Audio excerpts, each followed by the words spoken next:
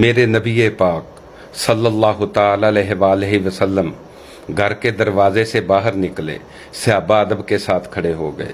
آپ صلی اللہ تعالی علیہ وآلہ وسلم کی مبارک نظریں پلٹ کر 6 سال کی عمر میں ابوا کے ریت کے ٹیلوں میں گردش کرنے لگی۔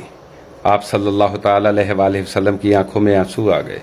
آپ صلی اللہ تعالی علیہ وآلہ وسلم نے روتے روتے لوگوں سے مخاطب ہو کر فرمایا، لوگو، کاش آج میری ماں زندہ ہوتی اور میں تم لوگوں کو نماز عشاء پڑھا رہا ہوتا اور نماز عشاء میں سورہ فاتحہ کی تلاوت کر رہا ہوتا کہ اچانک میری ماں کو میرے ساتھ کوئی کام یاد آ جاتا اور میری ماں دروازے کی چلمن کو سرکا کر کہتی، ابنی محمد۔ آپ صلی اللہ تعالی علیہ وآلہ وسلم نے فرمایا، لوگوں، اللہ کی قسم میں نماز کو توڑ کر اپنی ماں کی بات کو سنتا۔ اللہ اکبر! یہ وہ ماں کی محبت ہے جس کو آقا کریم صلی اللہ تعالی علیہ وآلہ وسلم نے بھی محسوس کیا۔